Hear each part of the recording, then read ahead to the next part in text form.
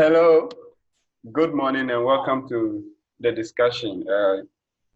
This is Nenetetekweno with Mr. Atsu Davoh of Bitsika, Africa, and we are going to discuss solely Bitsika. We want to know what Bitsika is and what it is going to do to help our society. So, Mr. Atsu, welcome to our discussion. Thank you, sir. Well, thanks for inviting me. Yeah, okay. Happy to be. Yeah, I hope everything is fine with you. Yeah, it's a beautiful morning in Lagos, Nigeria. Oh, okay. Thank God, thank God. Who is Atsu Davoh? Oh, wow.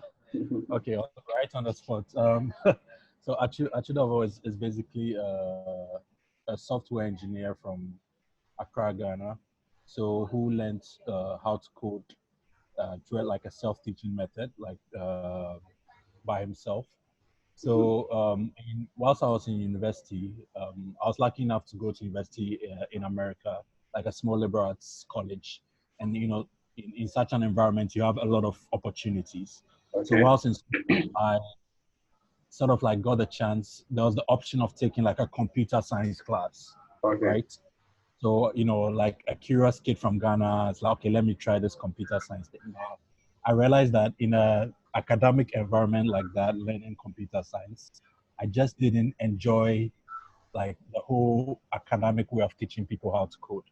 So for example, yes, you're in a computer science class, but they were not teaching you how to like build a website or build like an Android app or an iPhone app. Like I wanted to like do cool stuff, like build something practically, like something that I could just show my mom or something like that. So that kind of like formal classroom education didn't do it for me. So I had to leave the class after just 2 weeks, and I never did a computer science class again. I just came back, doubled back, sort of like learned how to code front end, back end, databases, cloud computing. I just learned it out of interest, and I've been able to. I can say like I can confidently say I'm someone who likes to code because that's like personal projects, like over 10 personal projects from start to finish, launch. Usually just 10 or 15 people use it, but like I'm just so happy to like code it and bring it out. Yeah, so I started coding about at the beginning of 2017. So that will probably make this 2 years. Yeah. I started like actively coding. So as far as professionally speaking, that's been my journey so far. In Ghana, I schooled in France Spain before going to university. What else? What else do you know? I think that's that's about it. Wow, that's great. Knowing that you learn to do everything on your own. So how has the journey been so far after learning how to code yourself? How has the journey been so far? Do you think coding is being accepted in the African community, like the African continent? Well, I think practically, okay, this very practically speaking, I think coding or learning how to code, learning to be a developer is one of the best ways for people to lift themselves out of like whatever socioeconomic background they come from to a higher level. And coding is just one of those skills that is in so high demand now, and looking into the future. Because when you want to select a career to go to, you don't look at what is popping now. You have to look at what will be popping 5 years, 10 years from now. Okay. Because if you enter a career, you want to work there for like 20, 30, 40 years. So it's like you have to look at what would make sense 10, 20, 30 years. And programming is what makes sense. Like it obviously makes sense in that direction. So like I think in the African space especially, like programming is like one of the best ways to sort of like move yourself up on a socioeconomic ladder, because it's like it's a neutral, it's one of those neutral industries that is based solely on, let's say, results and capability. It's like being a sports person. It's like when you're a sports person, if you're good, no matter the conditions in your country, whether you're poor, whether you belong to a race that is discriminated against, whether you're a woman, whatever you are, if you are really good, It's results based. You understand? If you're really good at sports, like you're gonna go far. They're gonna pay you a lot of money. You're gonna like elevate socially. So that's the same. Programming is also results based. Like no matter your background, if you become very good at it, which you can do within 6 months, within a year, if you become very good at it, it can be a good way to like lift yourself, socioeconomically speaking. And that I think you understand how that would be beneficial to Africa.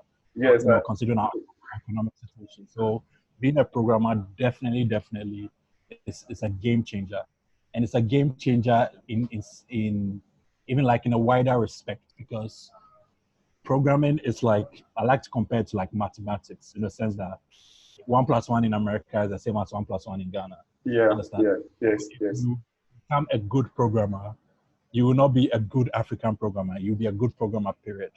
You become Okay. a good programmer, you will not be a good female programmer. You're a good programmer, period. It's either you know this or you don't know this. So like once you become a programmer, getting like certain set of skills, it's like if you found yourself in Zimbabwe tomorrow, or Uganda, Russia, or Madagascar, you could easily give yourself a good career, a good standard of living, because of how these skills are just applied everywhere. They're like, they are standardized skill that is just applied everywhere. Oh, okay. So as programming is concerned, I think it's really Okay. it's a really good addition to the African economy. Okay. And do you think, let's talk about the Ghanaian community. Do you think the Ghanaian youth or the children, pupils going through the education sector, do you think the government of Ghana or in Africa as a whole are putting much effort on training students on these kind of skills, or they are just taking them through the brush and then that's all? Well, I don't think I don't think the government has taken any significant effort in like training people. So ironically, right, we said that like gaining programming skills are a good way to lift yourself economically. But it's funny that the government isn't even taking that very, very seriously. So Okay. most of the programs I know, the very good ones in Ghana or Nigeria, they taught themselves how to code, or they learned on like an American website, or watch videos on YouTube or something. Oh, So it's yes, I don't think I've met any African coder who became a coder because of a government funded program or a government grant or something. And even aside from programming, if you even go into like the startup world, like the business of technology and all that, most of the grants, most of the counseling, most of the investments you see almost always come from abroad. You okay. understand? Okay. It's just very, very, it's a very bad look that the government hasn't gotten the foresight to like invest in programming. Think about the kind of change that would bring. Because I quite remember even in like high school, we went to boarding school in Ghana. So in high school, even laptops were prohibited. Whilst our friends in China and Singapore were coding crazy applications at that age, our leaders in Ghana were like, no, these kids, we don't want to give laptop because they'll play games. Like that was the Maybe mentality. So you have you to, guys will watch things you are not supposed to watch using the laptops and all those things. but we will watch a few of those things, but we still program. Okay, okay. So now, Yeah. let's talk Bitsika. Let's talk Bitsika. Bitsika is spelled Bitsika, as in beat and sika. What is Bitsika? All right. So Bitsika, as it stands now, it's a direct to recipient protocol for sending foreign aid donations or remittances to Africa without the need for a middleman. So foreigners send cryptocurrency over, especially more specifically Bitcoin. They send Bitcoin over, and the recipient, whether it's a single person or a group of people, receive that money on their mobile phones almost immediately. Almost all of the money gets there, and it gets there in record time on the people's phone.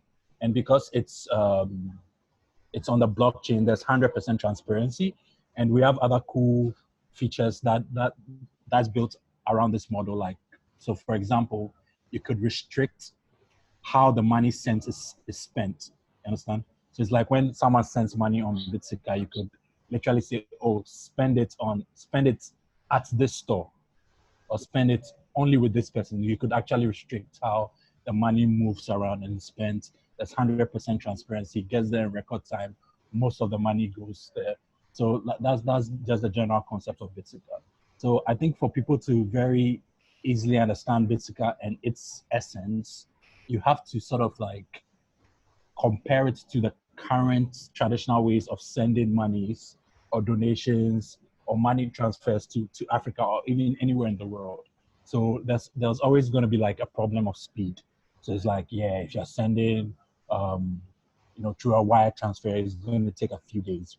When it's coming from certain countries, it will take a week or more. Like it could go to 2 weeks or more. Think about like when donations coming in, corrupt people who get the money before it gets to the end receiver. Like think about reports about more than 40% of money disappearing sometimes before it gets to the end receiver. Think about all these things.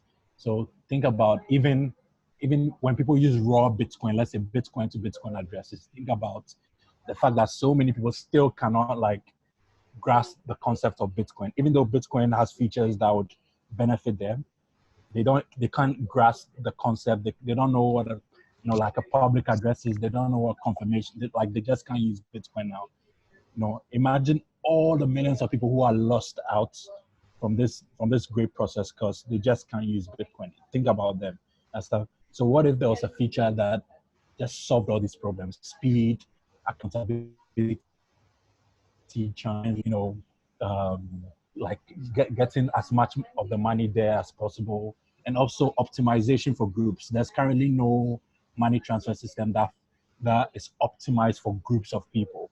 You want to transfer money to 100 people at the same time. Like you have a small company in Nigeria, you're in America, you want to pay them off. You understand? Imagine, being able to send one Bitcoin amount and it gets spread amongst all of them at once. Imagine that. Oh, okay. So that's how Bitsika is. So we are just building Bitsika to be like the best money transfer system to Africa that has ever been made. So I know that's a hyperbole, like that's a big statement, but like it's about the work we are putting in. I think that's what people should try and judge us on. So that's basically. But Bitsika didn't sort of like start like this. So initially we were very, very simply put a way for people to transfer Bitcoin between phone numbers without the internet using USSD. So basically you dial, for example, *1234# on your phone.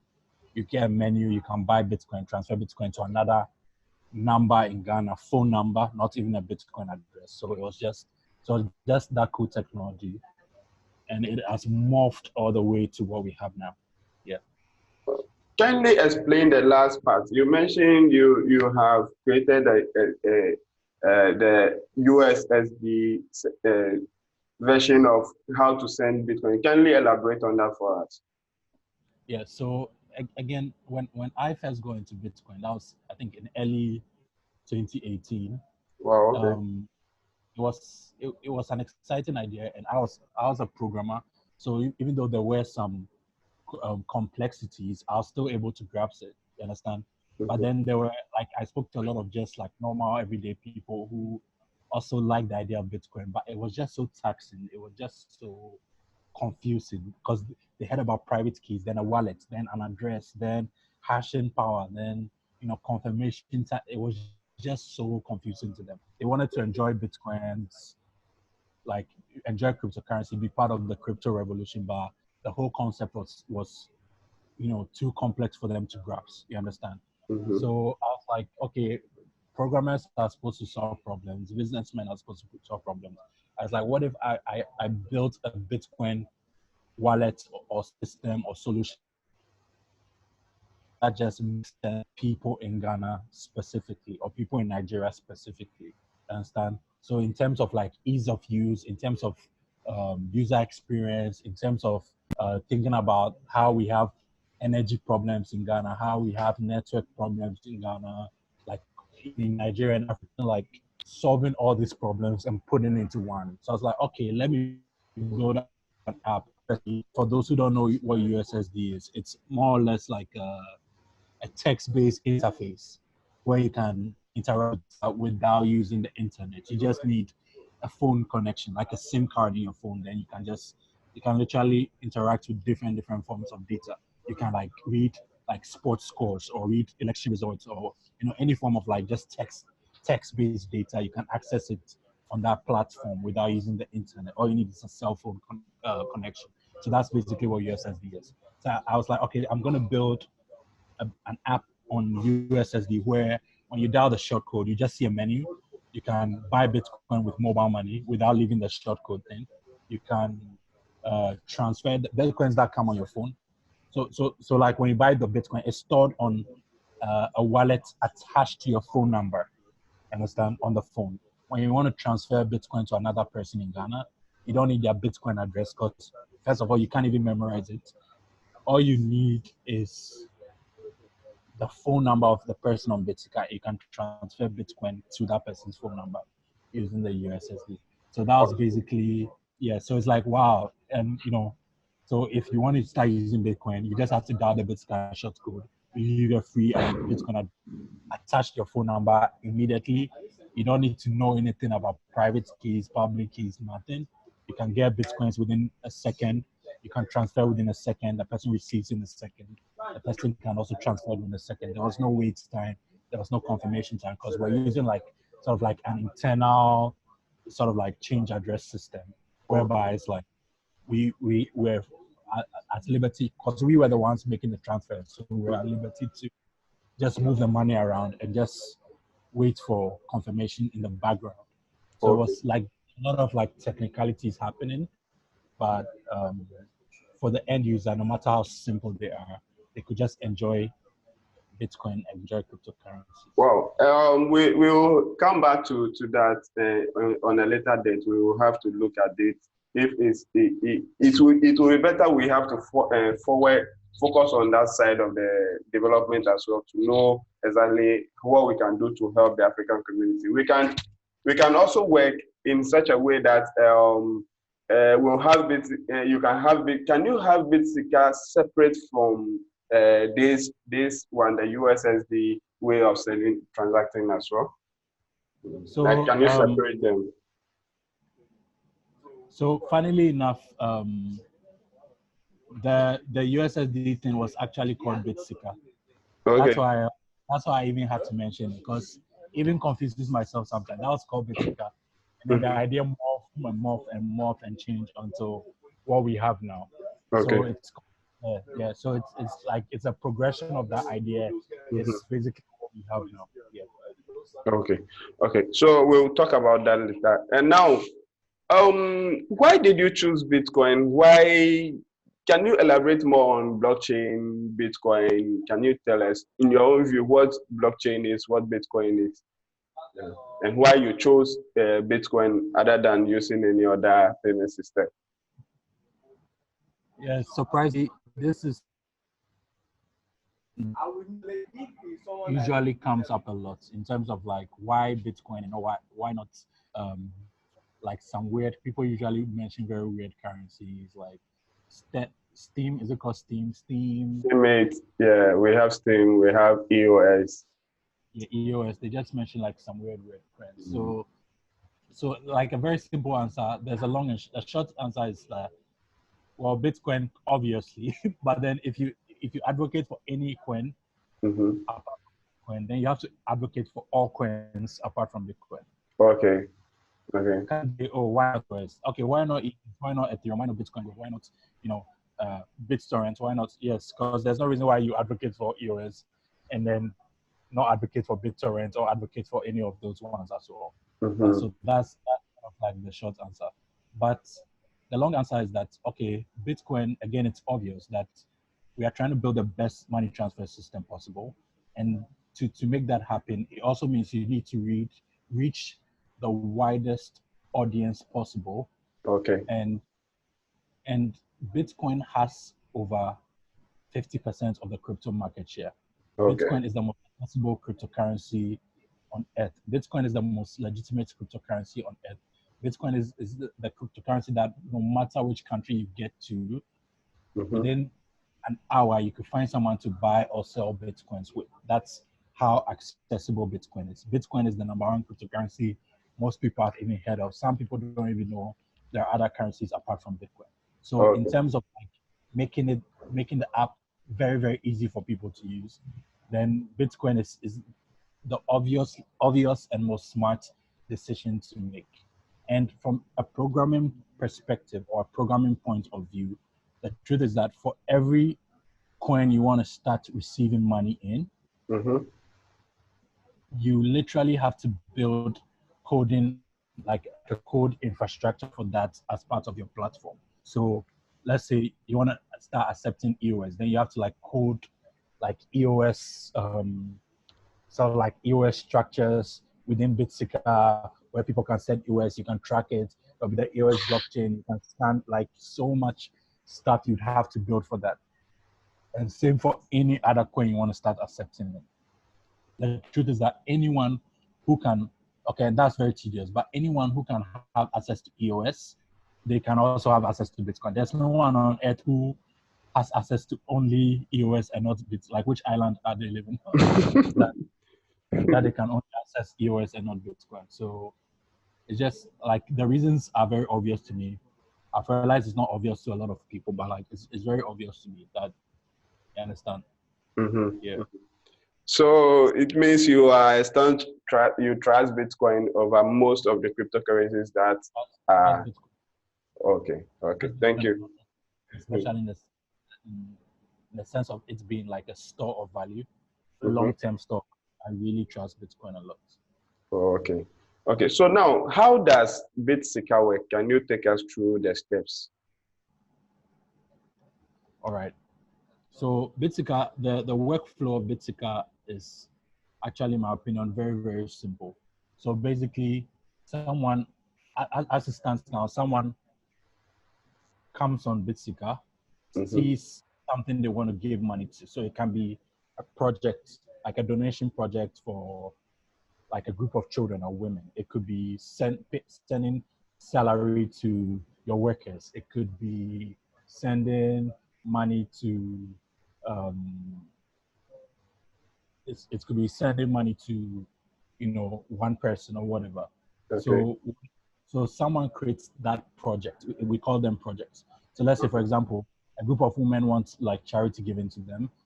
Someone creates a project and all the women sign up onto that with their phones using USSD. So within a day or two, you see like 500 women signed up onto that project. So each project has a Bitcoin address given to it that when you send money, the money comes and distributed equally amongst the women, and then they receive it. So that's basically how it works. Okay. And so same for like sending salaries. You create a project, all the people who have to accept salary, they all sign up on their USSD, join the project. You can see the list of all numbers. The person created a project can remove, if someone puts a fake number or wrong number there, they can just remove it. They can like delete the person's number. And then every time Bitcoin is sent, it just reaches all those on the list. Wow. Okay, so have you started any project? How are your systems? Have you started something yet? Have you done anything in the African community? Yes, so we are sponsoring 3 projects now. So Okay.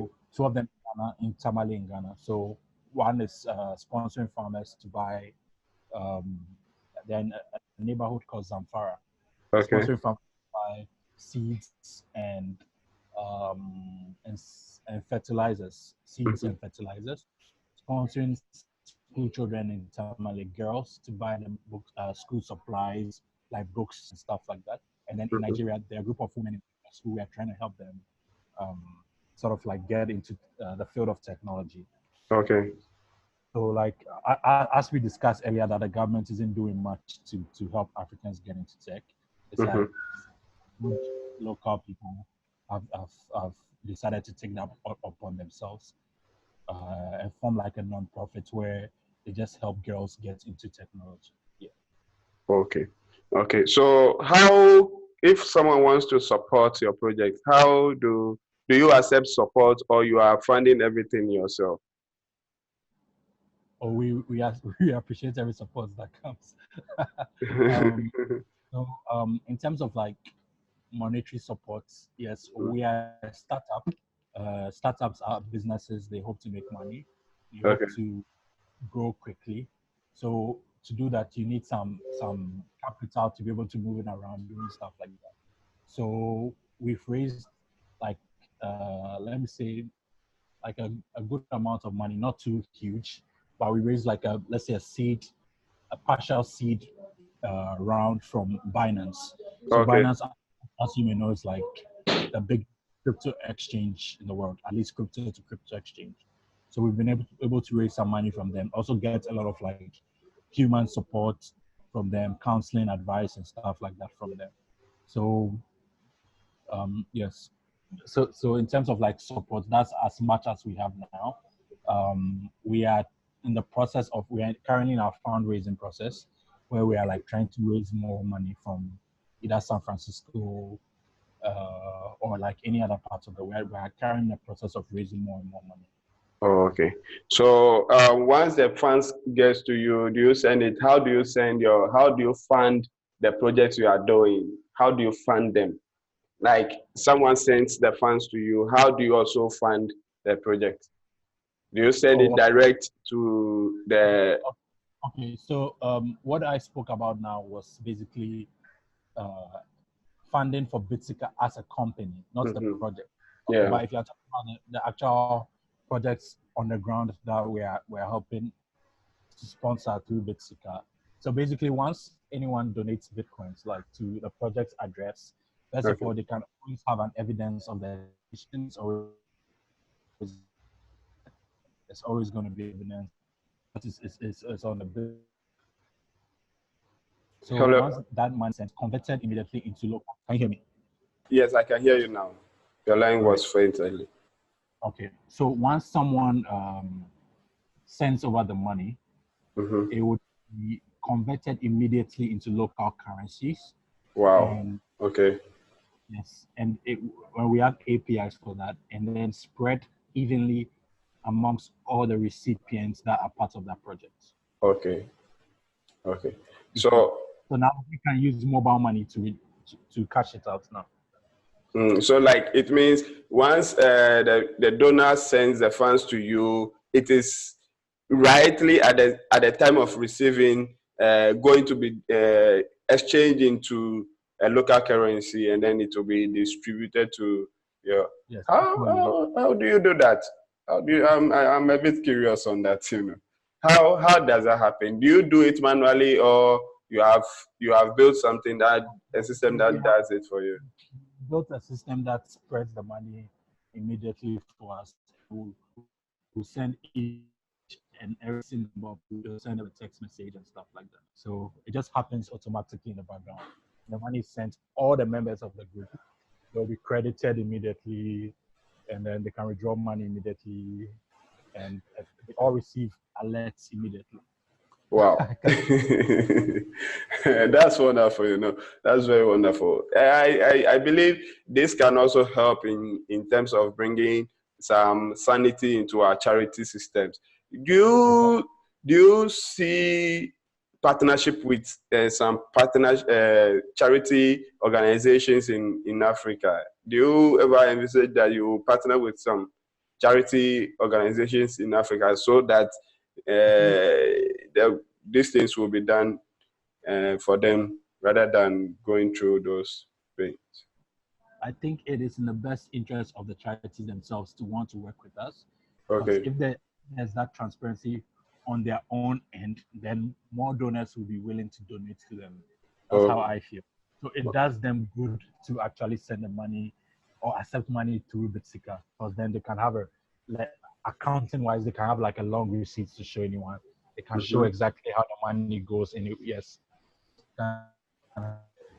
like actually all the time if their money goes to this guy. So it's in their own interest. But I know like in the past few weeks, we've presented ourselves more and more as like a charity acceptance, financial competence. But we are how do I say, we are generalizing ourselves, not necessarily just charity, because it doesn't have to be charity. That's anyone sending money in. Like Bitsika is just the perfect way to do that, whether they're sending to groups of people or to individuals. Oh, okay, okay. In fact, you have enlightened us a lot on your project, and I believe everyone listening or watching will want to take a second look at your project and would want to come on board quickly, come on board so that we get this thing to everyone. Let me ask, which countries are you currently operating in? How many countries are you currently operating in? We're starting in Ghana and Nigeria, so we're in 2 countries now. Hoping to move to like Kenya and the eastern countries, Kenya, Tanzania, Uganda, Rwanda, Zimbabwe, like countries like that. Because like those countries, number one, they have the same kind of like financial structure as Ghana and Nigeria in terms of Okay. how money moves around. They have like mobile money, PESA, tools like that. Basically, like any country that has like systems like that, they are a ripe country for what we are building. So yes. So basically that's our plan now. But we would only like to move to those countries if we can establish ourselves in Ghana and Nigeria, because it wouldn't make sense to go to those countries when we've not yet proved ourselves or proved our case in these 2 countries. Okay. Okay, now we are working to wrap up our conversation. Can I ask you, what is your motivation? What motivated you to build a Bitsika project? Well, motivation. Well, I've always been looking for an opportunity to, let me say, do something cool with my career or my life or something. So I think that usually like motivate or guide. It's like a north star. It guides me on everything I do. So for example, I didn't complete university, Okay. and I had to leave because I just wanted to do something interesting. I felt like university was just, it was just school, even though it was in America and all that. Like, it was still just school. It was school, and I was just continuously bored all the time. I always wanted to do something special, something cool. And you arrive at such an opportunity like this by doing so many other things in the moment. So I talk about the 10 projects that I built before building Bitsika. It's like by building all those things, that's how you prepare yourself for something like this. By building all those things, that's how people think you are ready to take on something like this, and then they give you the opportunity to basically build something like this. So it's like that. Like opportunities like this to build something cool or great will come, but you have to make sure you are ready when that opportunity comes. Wow. So that's basically what I think what I'll say. Oh, okay. So thank you very much for accepting to talk with us, and we are very grateful for your insight, your teaching. What will be your last words to people in Ghana and Nigeria about Bitcoin? Would you want to suggest to anybody to look into cryptocurrencies, or would you just tell them, hey, this is going to stay or it's going to go away? What is your last words to everyone in Ghana? Like what you just said has actually evoked a very sad emotion in me, because there's this realization I've come to recently, which is that there's this saying, I don't know if you've heard it before. They say the rich get richer and the poor get poorer. I don't know if you've heard that saying. Yeah, I have. Oh, I think someone joined us. Yeah, that's John Jotmas. Yeah. Hello, John. Hi, John. Okay, let's go on. Yeah, so there's this saying that the rich get richer and the poor get poorer, because the rich know what to do to get rich. There are so many rich people in New York and even all around the world who, when the stock market crash, they become very poor, and then they become very rich again, and then they become very poor, become very rich again, they become very poor.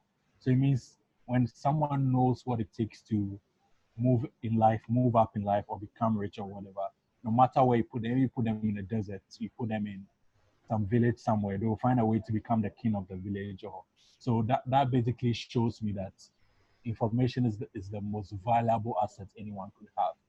And why I say this makes me sad is like when I walk through the streets of Ghana and I see like a lot of people walking around, it just saddens me. I say like, oh, wow, all these people are walking around and most of them have probably never heard anything about cryptocurrencies. They've probably never heard anything about Bitcoin.